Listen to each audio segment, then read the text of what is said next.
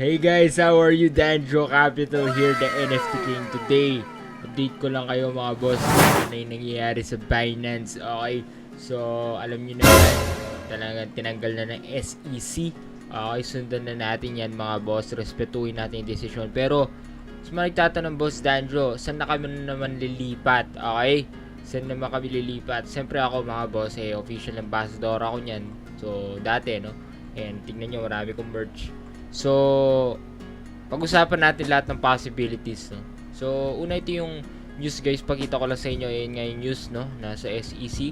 Okay, para at least aware kayo na marami daw silang hindi nabayaran or settlement, no? $4 billion. So, kaya let's follow the rules, no? Pero sa mga nagtatanong boss, okay, saan maganda lumipat? Marami naman mga platform, no? Gaya ng OKX, ganyan. Marami mga ibang platform na pwede nyo check. Bybit, ayan. Pero ako ginagamit ko OKX or Bybit na mabilis. Pero leading pa rin talaga yung Binance sa buong mundo. Walang makakapagduda dyan mga boss. And meron pa pala yung sa Crypto.com. So pwede nyo rin check yan. Okay? So sa mga nagtatanong sa mga baguhan, okay, sa mga na-stock, paano lilipat yung assets sa ibang network, turuan kayo. And same time mga boss, sa mga nakapag-register na, for example, nag-register na kayo dito, nag-KYC na kayo, meron kayo assets, paano nyo lilipat, turuan ko na rin kayo guys. Okay? So para minsanan mga boss. So login lang tayo guys. So yun guys, no, for example, nandito na kayo, makikita nyo dito yung estimated balance nyo, no? Pag nag-open na nga kayo, and pwede nga kayo mag-deposit din dito. Sa mga nagtatanong, boss Danjo, paano ba mag-withdraw dito? Baliktad lang ng deposit yan. So yung deposit, di ba, ganyan, TRC20, dyan nyo lalagay address. Ngayon, pag lilipat nyo yung mga asset nyo, i-click nyo lang yung withdraw. Okay? Ganyan lang kasimple mga boss. So baliktad lang. Kung yung deposit, ayan, kung yung deposit magpapasok kayo dito, yung withdraw, mag-withdraw kayo. And then, of course, lagay nyo dito yung address kung saan man exchange nyo ipagpupunta yung pera. Example, USDT. Okay, pwede nyo lagay yung address dito. Kakaintindihan ba? Ganun lang kadali, okay? Kung nyo nang komplikatuhin pa, direkto na, withdraw nyo lang, lagay nyo address dito sa kabilang exchange.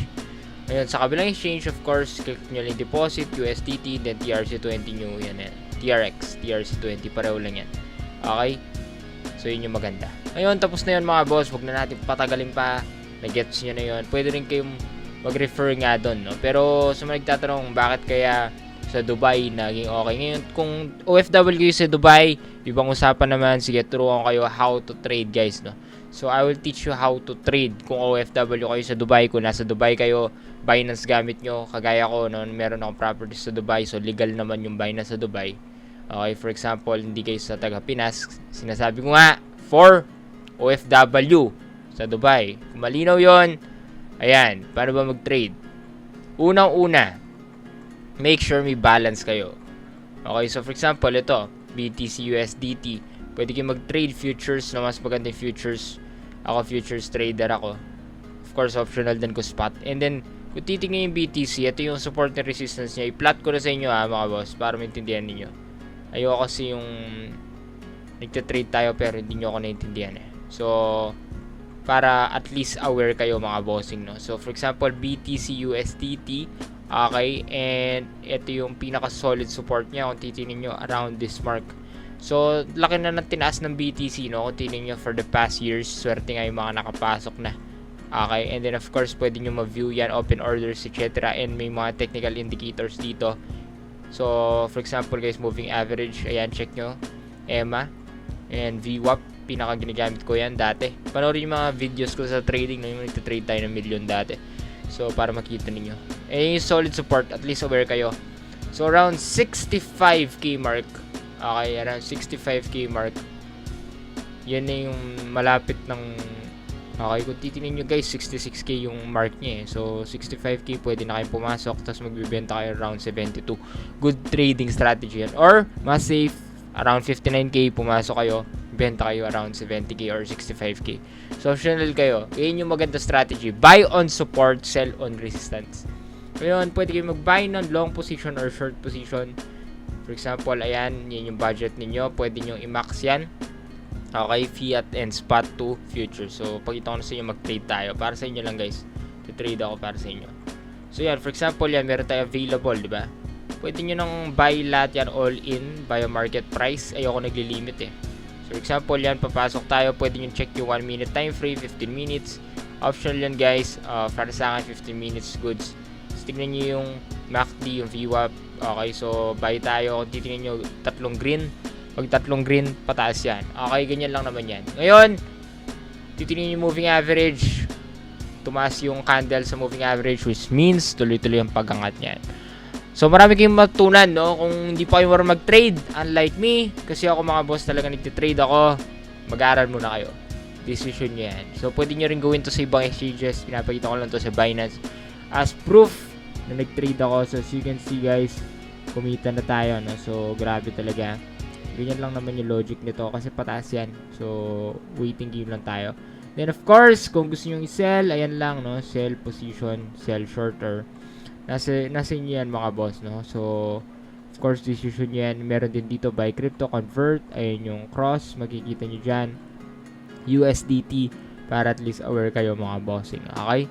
So, of course, pwede rin buy market or, of course, ayan. So, kung titingnan nyo, as you can see, we've gained already.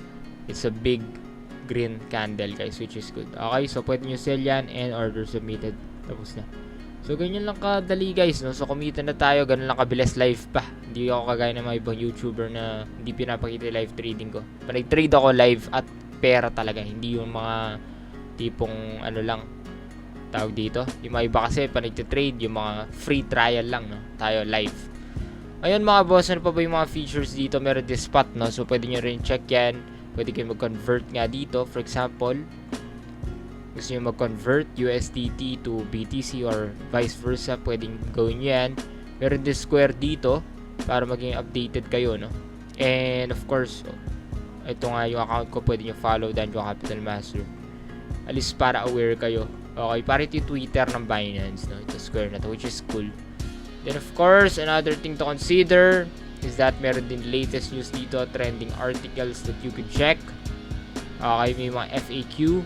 And then, of course, follow na rin na sila sa Twitter, guys, kung gusto nyo silang supportahan. And nandiyan na yung Twitter nila and social medias.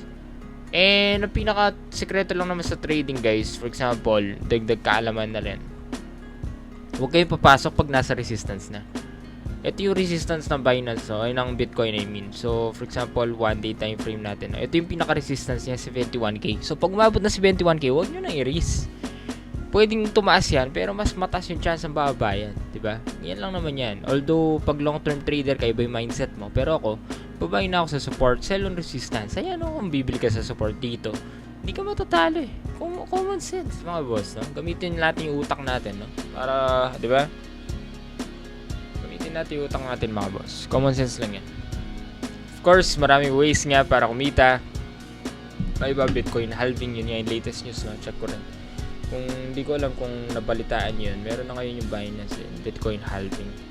Ayan, so reward split in half, no? So ayan, no? After the following first week, Bitcoin halving, yun yung uso ngayon eh. Para ito yung latest of it, no? Ayan, so successfully trade natin, nakita ko live Danjo Capital Dex, siyempre. Of course, do your own research, disclaimer, decision nyo yan. And sa mga taga-Pinas, kung lilipat nyo ang asset nyo, okay, lipat nyo na sa Bybit or OKX. Ngayon, kung magta-transfer kayo, for example, gusto nyo mag-transfer, paano ko ita-transfer from trading to, okay, punta ka lang sa futures, then click mo yung available na transfer ni USDT. Okay, pag available yan, click mo lang yung spot, pwede mong lipat yan. Okay, so of course guys, pili ka ng coin na available, yung hindi mo tin-trade. Or pag na-trade na, na-completed ni order dun siya, magpa-process. So, okay, makikita mo naman yan, boss. So, very basic, guys, no? So, as you can see, 10%. Nakikita mo dyan, USDT cross. Napakadali. Margin ratio, makikita nyo dyan, yung margin balance. Para at least aware kayo, mga boss, no? And of course, pwede mong transfer nga yan. Reactahan dito. Yung unrealized profit mo, no? Para at least aware ka. Okay, anytime nga na gusto mo. Okay, so, as you can see, it's very easy. Then of course, makita mo dyan yung position na naka-open ka. For example, 25x yung open mo. Pwede mong close all position kung goods ka na dyan. Or kung gusto maghintay, pwede mong hintayin guys para at least mag-gain ka. So tayo ngayon, minus 0.54 pa tayo. Pwede na natin close position yan. kung gusto natin guys. Pero waiting lang tayo. Okay? So, sige, pakita ko na rin yung waiting. So, try natin mag-ano nga. 15-minute time frame. So, goods pa siya, no? Okay, goods pa yan. So, mukhang pataas na pataas to, which is nice. 3 green candle. So, dito yan. Ang ganda ng pagkakapasok natin, no? 3 green candle. Ayan na, green na. So, pwede nyo na close yung position nyo. Nanalo na tayo. Then, of course, transfer nyo lang ulit kung gusto ninyo. Okay, ayan. Pwede nyo na transfer, balik natin sa kanina. So, pinakita ko lang nanalo ko. At least point ko yun. Diba? So, that's it guys. Danjo Capital here. Binance update, no, mga boss. And paano nga mag-register, etc. Pwede rin kayo mag-refer sa mga kaibigan nyo dito kung gusto niyo. Pero kung taga Pinas kayo, wag nalipat na lang kayo. Follow nyo ni SEC decision. Wala na to. Okay, wala na pag-asa to. Yun lang guys. Have a nice day. Very nice project. I love Binance, mga boss. But of course, I remind you to read the rules and regulations, and disclaimer, it's up to you if you will join here or not. And of course, make sure you're in a regulated country before you join.